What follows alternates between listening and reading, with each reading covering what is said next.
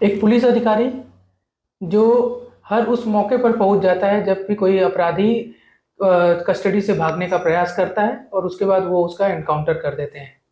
लगातार उनके नाम एक के बाद एक के बाद एक तमाम एनकाउंटर जुड़ते जाते हैं, प्रमोशन होता है, उनकी वाहवाही होती है। लेकिन एक वकील जो है वो एक शक होता है, एक महिला आरोप लगाती है और वकील उनके खिलाफ केस लड़ते हैं, पीआईएल लगाते हैं और उस एनकाउंटर पर सवाल खड़े करते हैं।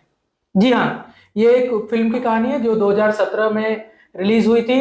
जॉली एलएलबी 2 फिल्म की कहानी ही है, लेकिन इसके बाद मैं जो बताने जा रहा हूँ वो कोई कहानी नहीं, वो हकीकत है। फिल्म का जिक्र सिर्फ इसलिए क्योंकि ये जो इत्तेफाक है जो उस अधिकारी के साथ बार बार होते हैं, वैसा ही कुछ एक इत्तेफाक का मामला रियल में हुआ है और उस पर सवाल खड़े किए जा रहे हैं। नमस्कार, मैं नीलेश। न्यूज़बाजी में चर्चा सीजीपीएससी के उस मेरिट लिस्ट की और उस परीक्षा की जिसमें कई इत्तेफाक हुए हैं और इत्तेफाकों पर लगातार सवाल खड़े किए जा रहे हैं। हमारे साथ आज चर्चा के लिए युवा नेता हैं नितेश मिश्रा, भिलाई के युवा नेता हैं, छत्तीसगढ़ भाजपा के राज्य पदाधिकारी हैं, ये हमारे साथ जुड़ेंगे। लेकिन आपको पहले ही मैं स्पष्ट कर दूं कि नितेश जो है वो हमारे साथ आज चर्चा में जो शामिल हो रहे हैं वो एक भाजपा पदाधिकारी या भाजपा नेता होने के नाते नहीं, या छात्र नेता किसी एक दल के होने के नाते नहीं, बल्कि उन युवाओं के आवाज के रूप में बैठ रहे हैं जिन्होंने हमसे कांटेक्ट किया, इनसे कांटेक्ट किया और इस पीएससी से जुड़े तमाम इत्तेफाकों को लेकर वो कैमरे पर नहीं आना चाहते थे, लेकिन अपनी बात जरूर रखना चाहते थे। कुछ दस्तावेज भी इनके पास हैं, उस पर भी हम जिक्र करेंगे। क्योंकि भाजपा का जिक्र या किसी नेता नेता का जिक्र या किसी दल का जिक्र मैं इसलिए नहीं करना चाह रहा हूं, या इस चर्चा में उस पहचान के साथ मैं नितेश से इसलिए चर्चा नहीं करना चाह रहा हूं क्योंकि ये फिर अनैतिक होगा कि सिर्फ एक दल का कोई हमारे साथ इस विषय पर चर्चा करे और जिसके ऊपर आरोप लग रहे हो उस दल का कोई हमारे साथ ना हो। ना ही हमको इस मामले को राजनीतिक विषय के रूप में लेना है। जो सच्चाई सामने लाने की कोशिश की जा रही है, जो आरोप लग रहे हैं, जिस पर चर्चा है, बस वही बात आप तक पहुंचानी है। स्वागत है न्यूज़बाजी में।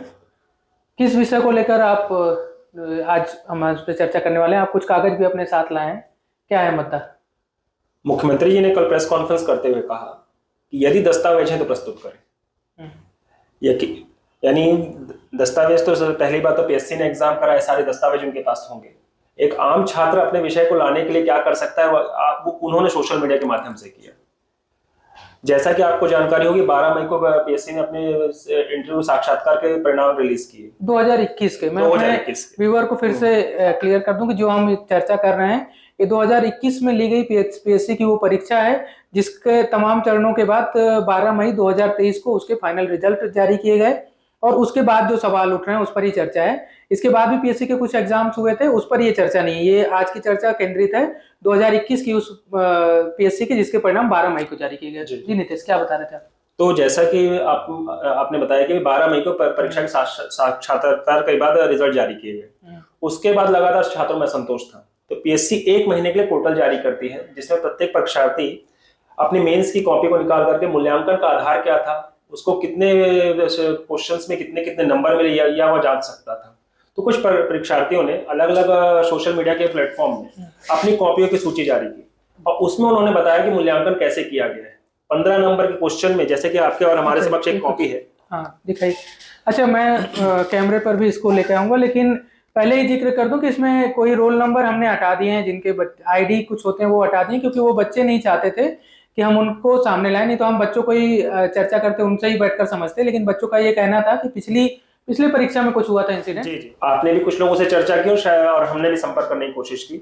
पीएससी के अभ्यर्थियों का पुराना अनुभव यह रहा कि जब उन्होंने पीएससी में हुए घोटालेबाजी के विरुद्ध में जब प्रदर्शन किया था तो उनमें से कुछ लोगों को नोटिस जारी हो गया था। आज उनकी स्थिति यह है कि वह ना तो पीएससी का एग्जाम दे सकते हैं, ना आने वाले समय में छत्तीसगढ़ के लोकसभा आयोग की कोई भी परीक्षाएं दे सकते हैं। तो कब के पीएससी की बात है? जब 2021 से पहले वाले 2020 में भी जब हुआ था तो उसमें भी कई सारी त्रुटियां थी। इसमें असिस्टेंट प्रोफेसर के विषय पे भी विषय बना था जिसमें एक अभ्यर्थी अनुपस्थित था, परंतु उसका साक्षात्कार तक हो गया जब इसमें इस विषय पे भी विषय बनाया गया था और जिसका अभ्यर्थियों ने जाकर के रायपुर में जब प्रदर्शन किया था तो जिन लोगों ने प्रदर्शन को आंदोलन को लीड किया था उनके खिलाफ पीएससी ने नोटिस जारी किया था और उन्हें पीएससी के एग्जाम देने से बैन कर दिया था। तो यह भी एक डर है अभ्यर्थियों के मध्य, और इस चक्कर में भी अभ्यर्थी सामने आने से डर रहे हैं। ऐसे दर्शक जो इस विषय से जुड़ा वीडियो पहली बार देख रहे हैं, उनको मैं बता दूं कि 12 मई को जो रिजल्ट जारी किए गए पीएससी के, उनमें तमाम ऐसे नाम हैं जिन पर शक किए जा रहे हैं और उस पर सवाल खड़े किए जा रहे हैं। एक्चुअल में जो 20 टॉप 20 के अभ्यर्थी हैं जो लिस्ट में, मेरिट लिस्ट में सबसे ऊपर हैं, उनमें से कई ऐसे लोग हैं जो किसी अधिकारी जो छत्तीसगढ़ सेवा के अलग अलग उसमें विभागों में हैं, या आईपीएस हैं, आईएएस हैं, और कुछ ऐसे नेता हैं जिनके बेटे, रिश्तेदार, बहू, मतलब उनसे सीधा सीधा कोई ना कोई कनेक्ट है, और इस पर ही सवाल तब से उठ रहे हैं। इस पर हमने 3 अलग अलग वीडियो भी बनाए हैं। मैं अपने डिस्क्रिप्शन बॉक्स में इस वीडियो के उन वीडियो के लिंक भी शेयर कर दूंगा, आप उनको भी देखकर पूरा मामला समझ सकते हैं। फिलहाल बहरहाल इस मुद्दे पर हम बात करते हैं। नितेश जी, ये कॉपियां क्या है जो आप लेकर आए हैं कागज, इसको थोड़ा सा समझाएंगे हमारे व्यूअर्स के लिए। जैसा कि आपने बताया कि 12 मई को पीएससी ने अपने साक्षात्कार के परिणाम जारी किए, तत्पश्चात बच्चों के पास यह कॉपी अवेलेबल थी। तो लगातार यह विषय उठ रहा है कि जो टॉपर्स हैं वो अपनी कॉपी सार्वजनिक क्यों नहीं करते। हालांकि अच्छा, मैं बीच में थोड़ा सा इसको रोकूंगा समझने के लिए कि ये कॉपी कहाँ से मिलती है, मतलब ये जो पेजेस मिले हैं ये किस तरह से अपने तक पहुंचे हैं। पीएससी क्या करती है कि जैसे ही आपका साक्षात्कार हो जाता है उसका एक वेब पोर्टल रिलीज करती है, और उसमें अपने जो भी अभ्यर्थी हैं अपनी कॉपियों को पासवर्ड और आईडी पर डाल करके अपनी कॉपियां और अपने मूल्यांकन का आधार देख सकता है, और अपनी कॉपियों में किस तरह से मूल्यांकन दिया गया यह देखा जा सकता है। तो उस आधार पर यह कॉपियां हमारे पास प्राप्त हुई हैं, और 1 महीने के लिए पूरी आईडी ओपन रहती है। मतलब ये वो लिंक है, हाँ, जिसपे अगर जो भी स्टूडेंट पीएससी का एग्जाम देता होगा, मेंस और इंटरव्यू देता होगा, उसको लिंक मतलब एक आईडी जनरेट, पोर्टल जनरेट किया जाता है, आईडी जनरेट होती है, और फिर एक पोर्टल आफ्टर रिजल्ट जारी किया जाता है। रिजल्ट जारी किया जाता है। तो 12 मई से लेकर के 14 जून तक यह पोर्टल खुला रहेगा। हर वो अभ्यर्थी देख सकता है जो एग्जाम दिया, हाँ, अपना आईडी और पासवर्ड डाल करके वो अपने मूल्यांकन को देख सकता है। तो उसी आईडी के बेस पे जब बच्चों ने अपनी कॉपी निकाली तो उनमें भारी आक्रोश व्याप्त था कि उन्होंने यह पूछा कि आखिर मूल्यांकन का आधार क्या तय था। एक अभ्यर्थी जो क्वेश्चन पूछा जाता है उस क्राइटेरिया के हिसाब से पूरा आंसर लिखता है। 15 नंबर के क्वेश्चन में उसे 2 नंबर दिए जाते हैं। और आपको जानकारी देते हुए बताऊं मैं, इसमें कुछ है वैसा जो दिखा सकते हो आप, मतलब कॉपी, ताकि हमारे व्यूअर समझ सके। जैसा कि आप देखिए कि इसमें क्वेश्चन है, अशोक के धम से आप क्या समझते हैं, what do you understand by Ashoka's Dhamma, explain. तो इसमें अभ्यर्थी ने लगभग 8 पॉइंट मेंशन किए, जैसा कि आप दिखाइए, कैमरे पे दिखाइए इसको। इसमें कहीं रोल नंबर तो नहीं दिख रहा है ना बच्चे का, कोई ऐसा आईडी जिससे उसकी पहचान हो सके, क्योंकि हमारी कोई कोशिश ऐसी नहीं है कि बच्चे को इसका, अभ्यर्थी को इसको नुकसान हो इसका लेकर, तो इसको प्लीज इसका भी ध्यान रखेंगे। ये 8 पॉइंट में इन्होंने आंसर दिए हैं। ठीक है। अब इसमें क्या सवाल है? अब इसमें यह है कि पहली बात तो अगर आप इसमें पूरे क्वेश्चंस की सीरीज देखेंगे तो 3 वैल्यूअर होते हैं, 2 सहायक वैल्यूअर होते हैं, एक मुख्य मूल्यांकनकर्ता जो इसको जांच करेगा इस आंसर को। ठीक है। तो मूल्यांकनकर्ता से मूल्यांकनकर्ता के बीच में भी अंकों का अंतर आ सकता है। हर किसी के जांचने का पैमाना और मापदंड अलग हो सकते हैं, परंतु इस कॉपी को जैसा कि आप देखेंगे कि इसमें मुख्य मूल्यांकनकर्ता के और बाकी दोनों मूल्यांकनकर्ताओं के नंबर भी लगभग सेम है। ऐसा लग रहा है कि जैसे कॉपी जांची नहीं गई। कितने नंबर मिले हैं? अगर इस 15 नंबर के क्वेश्चन में इस बच्चे को 2 नंबर दिए गए हैं, जबकि इसने लगभग 8 पॉइंट में आंसर को मेंशन किया है। गलत होता तो 0 दिया जाता।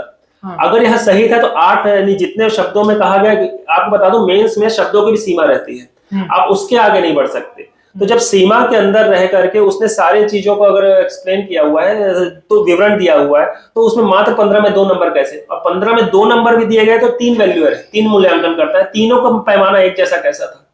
और केवल ये एक क्वेश्चन में नहीं है, लगभग आप देखेंगे सारे क्वेश्चनों में यही है। 125 शब्दों में लिखने का एक 10 नंबर का क्वेश्चन भी आप पढ़कर थोड़ा सा सुनाइए हमारे व्यूअर्स को, ताकि ऐसा ना लगे कि हम कोई ऐसे ही कॉपी लेकर बैठ गए हैं। और ये क्वेश्चन नंबर 1 है, examine the role of World Health Organization in controlling the COVID pandemic, अर्थात कि कोविड को महामारी को रोकने में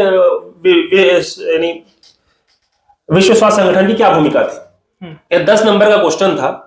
तो तीनों मूल्यांकनकर्ताओं ने फिर से इसमें 2.5 नंबर दिए। मतलब पहले वाले में 2-2 दिए, तीनों ने, और इसमें 2.5 नंबर। अर्थात अगर आप देखेंगे तो हो सकता है तीनों मूल्यांकनकर्ताओं में कोई 1.5 देगा, कोई 2 देगा, कोई 2.5 देगा, कोई 3 देगा। मतलब ये इत्तेफाक ही, हालांकि इस पे सवाल नहीं उठा सकते। ये भी कहा जा सकता है कि तीनों को लगा कि हमें 2-2 नहीं, तो कॉपी जांची सब में ऐसा कैसे है? और ऐसी केवल एक कॉपियां नहीं है, मेरे पास 2 कॉपियां और ऐसी हैं अगर आप देखेंगे तो यानी मूल्यांकन करता कि जांच का पैमाना एक जैसा कैसा हो सकता है। और सबसे बड़ी बात यह है कि अगर मान लीजिए एक को 2.5 नंबर मिला तो यानी एक क्वेश्चन में वो तय होगा, दूसरे में हो सकता है वेरी कर सकता है, पर सारे में ये चीजें दिखाई दे रही हैं। और लगभग ये हर परीक्षार्थी जिसने सोशल मीडिया में इन चीजों को अपलोड किया सबके साथ ये दिक्कत का अच्छा, हाँ, मैं ये चीज भी मतलब थोड़ा सा आपको और क्लियर करूंगा, लेकिन इस पे बता दूं कि ये कॉपियां जो उपलब्ध हुई हैं, ये अभ्यर्थी जो है वो एक इनका ग्रुप है सोशल मीडिया पर, अलग अलग माध्यमों में, व्हाट्सएप पर, टेलीग्राम पर और फेसबुक वगैरह पे, उस पे उन्होंने शेयर किया ये, मतलब पब्लिक फोरम पे अभ्यर्थी उन्होंने खुद ही डाला खुद ही शेयर हाँ, किया लेकिन हुआ। उन्होंने एक रिक्वेस्ट जरूर की कि हमारा नाम ना आए, हमारी पहचान उजागर ना हो। तो इसलिए संयोग की जो बात मैं शुरू में कर रहा था उस फिल्म के डायलॉग का जिक्र करते हुए कि हर संयोग सिंह साहब के साथ ही क्यों होते हैं, वैसे ही ये संयोग पीएससी में ही ऐसे संयोग कैसे हो सकते हैं कि एक अधिकारियों के बच्चे एक साथ लगातार आए, फिर नंबर भी तीनों पीएससी के चेयरमैन के 3 अपरिजन पीएससी में टॉप की 20 सूची में रहते हैं। टामन सिंह सोनवानी अभी पीएससी के वर्तमान कुछ राजनीतिक कार्यकर्ताओं के परिजन शुरुआत की 20 की सूची में रहते हैं। ऐसे लगातार संजोग कैसे? और जब एक साधारण अभ्यर्थी अपनी उत्तर पुस्तिका को सोशल मीडिया में डाल रहा है तो कम से कम जो टॉपर्स आए हैं, मैं पीएससी के चेयरमैन से उम्मीद कर सकता हूं कि वे अपने परिजनों की सूची सार्वजनिक करें। कम से कम अगर वो टॉपर्स हैं, किसी का रैंक 7वां है, किसी का रैंक 16वां है, तो कम से कम एक जो साधारण अभ्यर्थी वो लिखने का पैमाना तो तय कर सके, उसे यह तो पता चल सके कि लिखना कैसा है। सार्वजनिक करने की जो मांग नीतीश उठा रहे हैं, इसका एक जो पॉजिटिव वे हो सकता है, जो सकारात्मक पहलू हो सकता है, वो ये भी है कि ऐसे विद्यार्थी, ऐसे अभ्यर्थी जो तैयारी कर रहे हैं, नया नया अभी शुरू किया है तैयारी करना, अगर वो टॉपर्स की कॉपियां पढ़ेंगे, देखेंगे, तो उनको एक पता भी चलेगा कि कैसे लिखना चाहिए, क्या लिखने पर कैसे आंसर उसके हो सकते हैं, किसी एक क्वेश्चन के आंसर कैसे विभिन्न तरीके से लिखे जा सकते हैं, कैसा लिखने पर नंबर ज्यादा मिलता है, कैसा लिखने पर नंबर कम मिलता है। संयोग और इत्तेफाक और जो सवाल है वो विषय अलग है। नितिन जी, फिर कुछ और भी पेपर थे आपके पास, आप उस समय जब हम इससे पहले वीडियो शुरू करने से पहले व्हाट्सएप और अलग अलग सोशल मीडिया के प्लेटफॉर्म में बच्चों ने अपने आक्रोश को व्यक्त किया हुआ है, और उनसे भी जब अगर जब बातचीत की गई तो देखिए यानी जिसमें कि इसमें बताया गया है कि जो 11वें रैंक पे आई थी, आई है, वो एक साधारण सा एग्जाम भी नहीं निकाल सकती थी, और अब आज ये स्थिति है। अब बाकायदा पीएससी चेयरमैन जी के दत्तक पुत्र के बारे में जो बातचीत हो रही थी, तो उसमें उन्होंने कई बच्चों ने यहाँ तक आक्रोश व्यक्त किया कि जो बच्चा पटवारी का एग्जाम नहीं निकाल पाया और पीएससी में डिप्टी कलेक्टर के में प्रमणीय सूची में आया हुआ है, अच्छा। ऐसे भी आक्रोश व्यक्त किए गए हैं। और जैसे कि आप देख सकते हैं कि क्या पता मुझे तो अच्छा, ये सोशल मीडिया पे उठाए गए सवाल है, सबका हाईलाइट है, मैं इसलिए दिखा सकता हूँ क्योंकि सबके नंबर, मतलब नाम और नंबर जो हाईलाइट किए हुए उससे व्हाइटनर लगे हुए हैं। देखिए, इस पे किसी ने लिखा है कि सूत्रों से पता चला है कि जांचकर्ता उत्तर पुस्तिका की जवाब की जगह पेमेंट रिसिप्ट की जांच कर रहा था। उत्तर पुस्तिका में जवाब की जगह आरोप है ये सारी। अब पीएससी में भी ये सब होने लगे।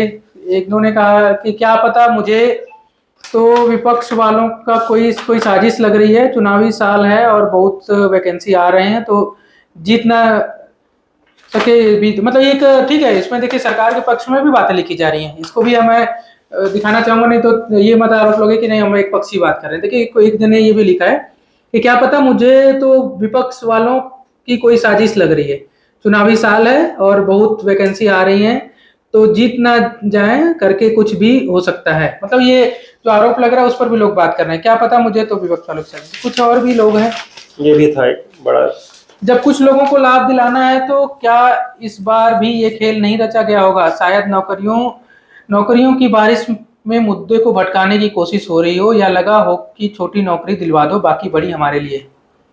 सभी के साथ आकर अब इसका विरोध करना चाहिए। अभी चुनावी समय है, काफी कुछ सुधार की गुंजाइश है, अभी अन्य पार्टियों का भी सपोर्ट मिल सकता है, लेकिन स्टूडेंट का आंदोलन उनके बीच से ही होना चाहिए, तभी टिकाऊ होगा।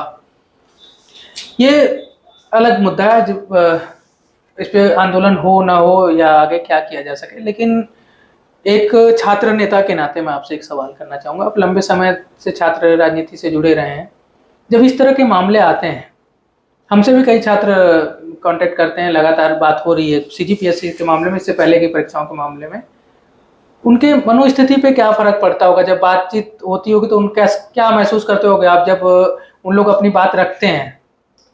देखिए, एक सीधी साधारण सी चीज है, केवल अभ्यर्थी के मन में नहीं, आप उन परिवारों के बारे में सोचिए जिस परिवार से कभी किसी पुलिस वाले से बात करना एक बहुत बड़ी बात होती है। उस परिवार का अगर एक पालक है, वह बोलता है कि मेरा बच्चा कलेक्टर बनेगा, तो उसकी मनस्थिति पे क्या बात बीतती होगी जब वो पीएससी के परिणाम को देखता होगा और ऐसे संजोगों को देखता होगा। अगर सच्चाई में अगर वह कहा जाए तो जो बच्चे 10-10 साल से प्रिपरेशन कर रहे हैं, किसी के पिता और किसी की माता लगातार इस उम्मीद में है कि अब तो पेपर निकलेगा, अब तो मेरा लड़का कलेक्टर बनेगा, और कभी तो एक कांस्टेबल के साथ जब उतरेगा और सैल्यूट मारते हुए अपने माँ बाप को प्रणाम करेगा।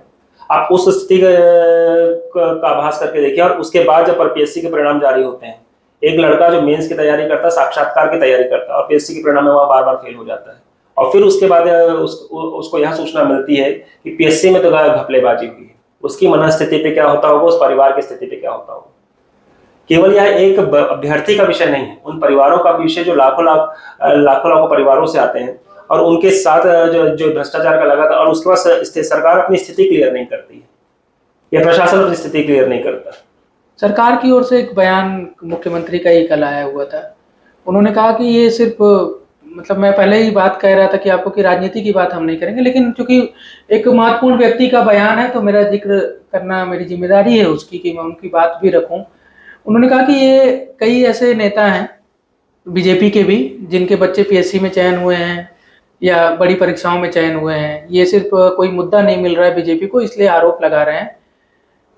मुझे ऐसा लगता है, मैं आपसे क्या बुलवाऊं, मैं खुद उस चीज को बोलना चाहूंगा अपने व्यूअर्स को कि मान लीजिए कि पिछली सरकारों में कुछ गलतियां हुई, कुछ खामियां हुई, भ्रष्टाचार हुआ, तो ये क्या अभी की सरकार, चाहे वो किसी भी दल की हो, पिछली सरकार कोई भी दल की रही हो, उसको ये लाइसेंस मिल जाता है कि आपने गलती कर दी तो हम भी गलती करेंगे जो मौजूदा सरकार है क्योंकि आपने गलती की थी। ये सवाल मेरे अपने मन में उपजा सवाल नहीं है। हमने इससे पहले एक वीडियो इसी सब्जेक्ट पर बनाया था, मैं उस पर भी आना चाहूंगा। उसमें कई कमेंट आए हैं, उन कमेंट को मैं आपको पढ़ाऊंगा और फिर आप खुद डिसाइड करिएगा कि मेरे मन में ये सवाल क्यों आया कि क्यों सरकार जिम्मेदारी लेकर इस पर बात नहीं करती, चाहे वो कोई भी सरकार हो, कोई भी जिम्मेदार व्यक्ति हो, वो क्यों बार बार पिछली सरकारों को कोसता है या उनके काम को कोसता है कि उन्होंने तो ऐसा किया था, आप अपनी बात नहीं बताते हो, हमारे बारे में आरोप लगाते हो। तो मैं उस कमेंट को आपको बताना चाहूंगा। हमने इस विषय पर कल एक वीडियो पोस्ट किया था, उस पर प्रवेश चौबे हैं जिनका एक कमेंट है, मैं कैमरे में भी दिखा दूं फिर इसको पढ़कर सुना दूंगा आपको। ये सार्वजनिक मंच पर लिखा गया कमेंट है, यूट्यूब पर आप हमारे वीडियो के कमेंट बॉक्स में जाकर देख सकते हैं। प्रवेश चौबे जी हैं जिन्होंने लिखा है, ऐसे ही आरोप व्यापम पर भी लगता है। पीएससी और व्यापम दोनों पर ही स्वतंत्र संस्था के तहत काम करना चाहिए, जिस पर रिश्वतखोरी, नेतागिरी और माफियाबाजी का कोई दबाव नहीं होना चाहिए। कम से कम जो साल बर्बाद करके मध्यम वर्गीय जो अपनी जिंदगी और अपनी परिवार की उम्मीदों पर तैयारी करते हैं, उनके साथ भेदभाव नहीं होना चाहिए। अतः इन दोनों संस्थाओं पर एक स्ट्रिक्ट निगरानी की जरूरत है, चाहे किसी भी पार्टी की सरकार हो, और स्पेशली पीएससी हो या व्यापम, पारदर्शिता होनी चाहिए हर प्रतिभागी के लिए, चाहे वह किसान का बेटा हो या नेता का। और सबसे बेस्ट होता हर एग्जाम के टॉप 20 का मीडिया के सामने ओपन इंटरव्यू, सब समझ आ जाएगा कौन वह पद रिजर्व करता है कौन नहीं, चाहे वह सरकार किसी भी पार्टी की हो।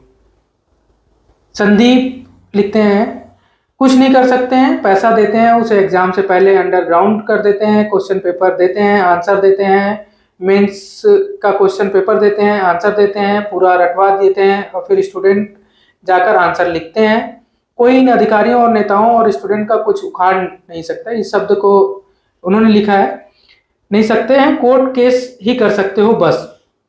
एक जो इस पूरे मामले में आक्रोश है लोगों का, नितेश जी, वो भी मतलब सोशल प्लेटफॉर्म पर जहां पर खुलकर लिखा है कोई भी पढ़ सकता है, वैसी जगह पर भी लिख रहे हैं। हमारा उद्देश्य कहीं पर भी ये नहीं है कि ये जो आरोप लगा रहे हैं ये सही होगा, ऐसा कोई प्रमाण भी हमारे पास नहीं है अभी फिलहाल जिसकी ये बात कर रहे हैं कि पहले से एग्जाम क्वेश्चन पेपर दे दिया जाता है, आंसर लिखवा दिया जाता है। लेकिन चर्चा जरूर है, मतलब जब से ये रिजल्ट आया हुआ है तब से ये जो भी लोग हैं सोशल मीडिया पर लिखने वाले या इस सब्जेक्ट पर बात करने वाले, वो इस बात की चर्चा कर रहे हैं। आपके पास भी कोई ऐसी चर्चा आई अब तक जो कि पहले एग्जाम के पहले ही सारी सेटिंग हो गई हो? कई लोगों ने पहले भी संपर्क किया था, और लगातार चर्चा थी ऐसी कि यानी कि आप 65 से 70 लाख के आसपास दीजिए, 10 दिन पहले आपको एक जगह ले जाया जाएगा, मोबाइल आपके स्विच ऑफ कर दिए जाएंगे, बकायदा आपको एग्जाम की तैयारी करवाई जाएगी, साक्षात्कार में क्या क्या विषय पूछने वाले हैं उसकी तैयारी की जाएगी। और यह केवल 65 से 70 लाख रुपए केवल मेंस और इंटरव्यू का नहीं है। अगर जो चर्चा का दौर था, मुझे भी चर्चा के माध्यम से ही मैं पता पहले चला। भी व्यूअर्स को इस बात को क्लियर कर देता हूँ कि ऐसे इस आरोपों का कोई सबूत नहीं है। ये जो इन्वायरमेंट में जो चर्चाएं घूम रही हैं, जो यहाँ पे छत्तीसगढ़ पीएससी को लेकर जो सवाल उठ रहे हैं, उसमें ये बातें की जा रही हैं। सोशल प्लेटफॉर्म पर भी खुलकर लोग लिख रहे हैं। प्रीलिम्स से लेकर के इंटरव्यू तक का सारा एक बकायदा पैकेज रहता है, उस पैकेज के आधार पर तय किया जाता है। और यह पैकेज 65 से 70 लाख रुपए तक का जो चर्चा का दौर था, उसमें यह चीजें सामने आ रही है। पैसा देने पर अच्छा, कोई संपर्क सूत्र की भी बात हो रही है क्या कि किसको देना, मतलब पैसा है मेरे पास, मैं किसको दूं? देखिए, संपर्क सूत्र के नाम तो आ रहे हैं, पर मैं उनका यहाँ पे सार्वजनिक तौर से नाम नहीं लिया जा सकता। हमारे पास सबूत नहीं है, और उस आधार पर मैं नाम लेना सही नहीं होगा। किसी के निजी जीवन में आक्षेप करना जब तक आपके पास साक्ष्य ना हो, वह गलत हो जाता है। ठीक है, अब ये चर्चाएं कितनी सही है, अगर ये जांच होती है नहीं होती है। मैं आपको एक और जिक्र करता हूँ, कल से मैं लगातार इस पर एक पड़ताल अपनी खुद की कर रहा हूँ कि मुझे जितनी जानकारियां मिल सके सीजीपीएससी से जुड़ी पुराने मामले हैं 2003 2005 ऐसे में, इससे पहले भी सवाल उठते रहे हैं। उस दौर की अभी एक अधिकारी है मेरी, उनसे कल चर्चा हो रही थी। उनके मन में हताशा निराशा इस कदर थी कि उनका कहना था कि कुछ भी हो जाए, इस पर रिजल्ट नहीं आने वाला, क्योंकि कोर्ट में चीजें जाती हैं। 2003 के मामले अभी भी कोर्ट में पेंडिंग हैं। उस दरमियान जिन पर सवाल उठे थे, वो आज बहुत ही ताकतवर अधिकारियों में उनकी गिनती होती है। उन लोगों को देखकर फिर ऐसा लगता है कि क्यों इतनी लड़ाई लड़े। एक हताशा लोगों में आ जाती है जब जस्टिस नहीं मिलता है, ऐसा लगता है कि कुछ हो। तो इन लोगों के लिए कोई टीम तैयार कर रहे हो आप लोग, एक छात्र नेता होने के नाते या समाज सेवी? देखिए, पहली बात तो सत्य के लिए लड़ते समय सत्य का निर्णय देर से आ सकता है, परंतु सत्य पराजित नहीं हो सकता। लेकिन मैं वो हताशा की बात कर रहा था। उस हताशा के लिए मैं आ रहा हूँ विषय पे। आंदोलन की भूमिका बन चुकी है, जो पीड़ित है उनको स्वयं आगे तो आना होगा, परंतु अगर वो नहीं आते हैं तो अपने विचार को तो अभिव्यक्त करना ही होगा। और उनके लिए कोर्ट का भी रास्ता खुला हुआ है। स्वयं हम लोग भी एक टीम बना रहे हैं जो कोर्ट के दरवाजे को खटखटा सकें, और साथ ही साथ एक आंदोलन के रूप में क्या भूमिका बन सकती है, इस सरकार को कैसे जगाया जा सकता है, इसके लिए भी एक विषय पे विचार किया जा रहा है। और आने वाले समय में विभिन्न सामाजिक संगठन है, मैं स्वयं भी एक राजनीतिक संगठन से आता हूँ, और जहां जहां मुझे विषय रखना था मैं विषय रख चुका हूँ, ताकि छात्रों का भी जो है मॉरल डाउन ना हो। और आने वाले समय में ये चीजें तो तय होंगी, कम से कम मेहनत करने वाला छात्र उसको उसकी मेहनत का परिणाम मिलेगा। इसके लिए लगातार प्रयास किए जा रहे हैं, और एक टीम भी गठित की जा रही है जिससे पीएससी के छात्रों के मध्य में संपर्क बढ़ाया जाए, और एक आंदोलन की भूमिका क्या हो सकती है, साथ ही साथ इसे और किन माध्यमों से उठाया जा सकता है और कहां तक निर्णय तक पहुंचाया जा सकता है, इसके बारे में विचार किया जा रहा है। मैं व्यूअर्स को बता दूं कि 12 तारीख को जब रिजल्ट जारी हुआ तो 2-3 दिन तक छात्रों की ओर से बहुत ज्यादा प्रतिक्रियाएं नहीं आ रही थी। सामाजिक संगठन या पॉलिटिकल संगठनों से जुड़े लोग जरूर लिख रहे थे, लेकिन कल शाम से, यानी कि 17 मई की शाम से सोशल मीडिया पे छात्र भी खुलकर सामने आने लगे। हमसे भी 15 तारीख के बाद से, जब हमने इसका पहला वीडियो इस सब्जेक्ट पर 13 मई 14 मई को रिलीज किया, उसके बाद से कई सारे छात्र मेरे से पर्सनली कांटेक्ट में हैं। कुछ छात्रों ने, एक छात्र ने तो खुलकर वीडियो पर बात भी की है, उसका भी वीडियो डिस्क्रिप्शन बॉक्स में आपको देखने को मिल जाएगा। कई लोग हैं जो बात रखना चाहते हैं लेकिन रख नहीं पा रहे हैं, या सामने आकर नहीं रखना चाहते, किसी दूसरे के कंधे पर बंदूक रखकर चलाना वाला जो कहावत है। क्यों ऐसा लगता नहीं कि आप लोग मोटिवेट नहीं करते कि जब तक आप अपनी लड़ाई नहीं लड़ोगे तो कैसे होगा? एक सामान्य परिवार के साथ या दिक्कत का विषय भी बोल लीजिए या एक डर का विषय बोल लीजिए। जब अगर आपको शासन की बंदूक चलती है तो उसके आगे हर किसी का लड़ पाना मुश्किल नहीं होता। तो जो क्रांति करता है वही भगत सिंह कहलाता है, परंतु क्रांति हर किसी के बस की बात हो, यह भी सही नहीं।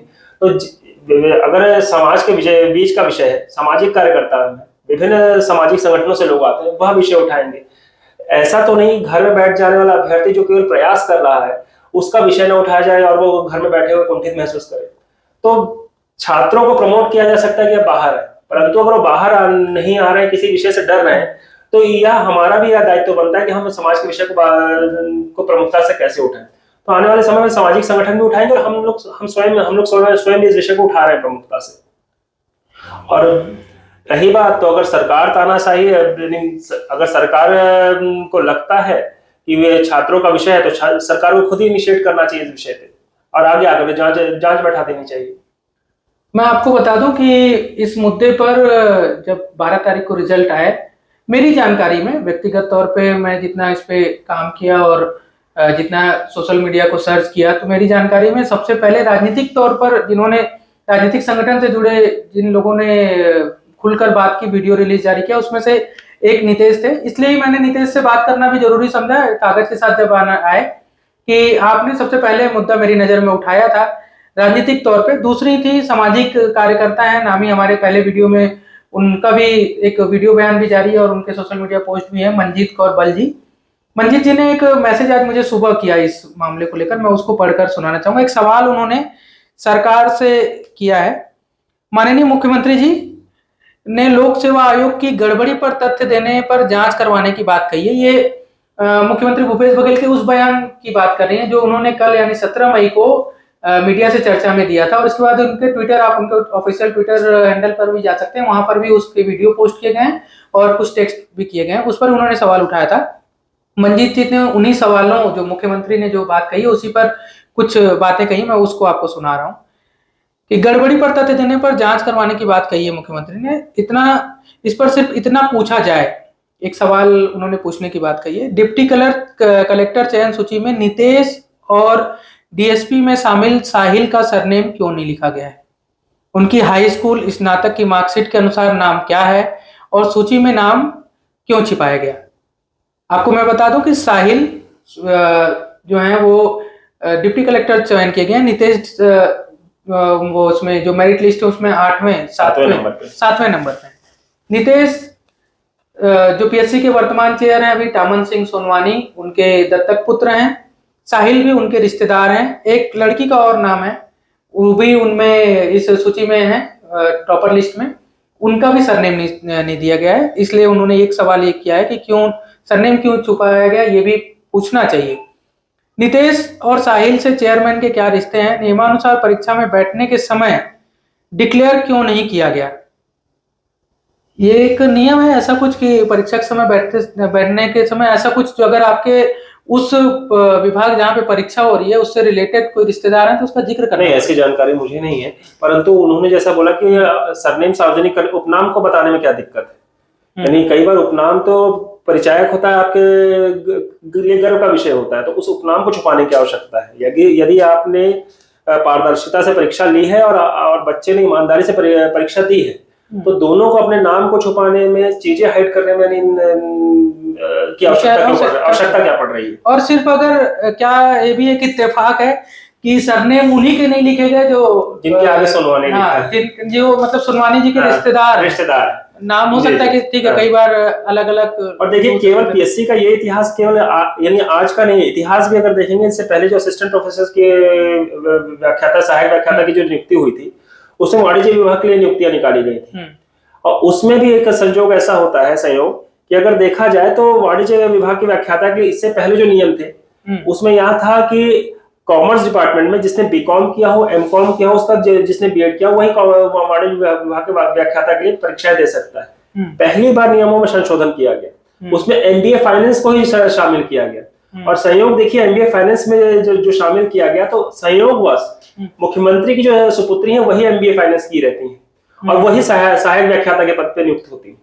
तो यहाँ हमारे संयोग तो नहीं हो सकता। हाँ, आप इसका जिक्र कर रहे थे तो मुझे ध्यान है, हमारे वीडियो पर भी एक हमारे व्यूअर ने कंप्लेन, मतलब उस पे सवाल किया है, पोस्ट किया है, उन्होंने कमेंट किया है कि बघेल साहब की बेटी की सिलेक्शन की भी जांच होनी चाहिए, 2019 एपी बनी है वो। जी जी, ये आप उसी का जिक्र कर रहे हैं? जी, उसी का ही है। उसके बाद यानी उसमें भी कई सारे नेता और मंत्री पुत्रों के बच्चे उसमें शामिल है, अधिकारियों के। तो और पीएससी चेयरमैन जी का भी इतिहास देख लीजिए, जो कभी एक दागदार अधिकारियों के रूप में छत्तीसगढ़ में प्रचलित थे, आज वो पीएससी के चेयरमैन बन के बैठे हैं। उनसे आप ईमानदारी की उम्मीद कैसे कर सकते हैं? जब वो नारायणपुर के कलेक्टर थे तब भी यानी कई घटनाएं घटी हैं, जब वो जांजगीर चांपा में थे तब भी कई घटनाएं घटी हैं, और लगातार उनके ऊपर जांच एजेंसियां जांच बैठा करके बैठी हुई थी। और जैसे ही सरकार पलटती, आज ये पीएससी के चेयरमैन के दायित्वों का निर्वहन कर रहे हैं। तो आप जिस अधिकारी के तो ऊपर पहले से ही दाग लगे हो, उससे आप एक ईमानदारी की अपेक्षा लगाना भी कई बार खुद की बेईमानी को प्रकट चलिए, करता है। मैं उम्मीद करता हूँ कि इस पर जो भी निर्णय हो वो जल्द सामने आए, या फिर इस पर कोई रिजल्ट ऐसा निकले। अगर इतनी बहस हो रही है, इतने सवाल उठ रहे हैं, तो सरकार इस पर जरूर कुछ करेगी, ऐसी उम्मीद है, जिससे लोगों के मन में जो सवाल हैं वो उठने बंद हो, उनको अपने सवालों का जवाब मिल जाए। बहरहाल आज का वीडियो इतना ही। नितेश को मैं फिर से धन्यवाद कहता हूं कि आपने अपनी बात रखी, और मेरे उस आग्रह का भी आपने पालन किया कि हमको राजनीतिक बात नहीं करनी है, यहाँ बच्चों की बात रखनी है। मेरे संपर्क में ऐसे एक दो लोग और हैं जो लगातार इस पर बात करना चाहेंगे। मैं कोशिश कर रहा हूं कि उनसे संपर्क जल्द साधा जाए, और पीएससी के जो पुराने मामले हैं उसमें क्या इतिहास है, उस पर क्या सवाल उठे हैं, उस पर मैं आपको कुछ जानकारी दे पाऊं। ये भी जल्द हो सकता है कि आप तक मैं ये वीडियो पहुंचाऊं, अगला जो है। फिलहाल हमें इजाजत दीजिए। ये वीडियो आपको कैसा लगा? अगर आपको कुछ काम की जानकारी मिली हो और ऐसा लगता हो कि इसमें कुछ और हो सकता है, तो आप प्लीज हमें कमेंट बॉक्स में बता सकते हैं। हम आपकी बात को रखेंगे। हम इतनी जिम्मेदारी से मैं कहता हूं कि आप अगर कोई भी सवाल करना चाहते हो, किसी भी जिम्मेदार से सवाल पूछना चाहते हो, तो आप न्यूज़बाजी से संपर्क करिए। हम आपके सवालों को उठाने की जिम्मेदारी लेते हैं। हर वो बात लोगों के सामने जो हमारे व्यूअर हैं उन तक जरूर पहुंचाएंगे जो आप संवैधानिक तरीके से रखते हो, संवैधानिक तरीके से हमारे तक पहुंचाते हो। newsbazi.editor@gmail.com पर भी आप अपने सवाल भेज सकते हैं, आप अपने सुझाव भेज सकते हैं, आप अपनी शिकायतें भी भेज सकते हैं। अगर आपको हमारे वीडियो में कुछ खामियां नजर आ रही हो, हमारे वीडियो को लगता है कि हमने कुछ गलत जानकारी दे दी हो, या कोई ऐसी बात कह दी हो जो हमको पब्लिक प्लेटफॉर्म पर नहीं कहनी चाहिए थी, या तमाम कुछ भी आपकी शिकायत हो, सुझाव हो, सारी चीजों को हमें कमेंट बॉक्स में बताइए। Thank you.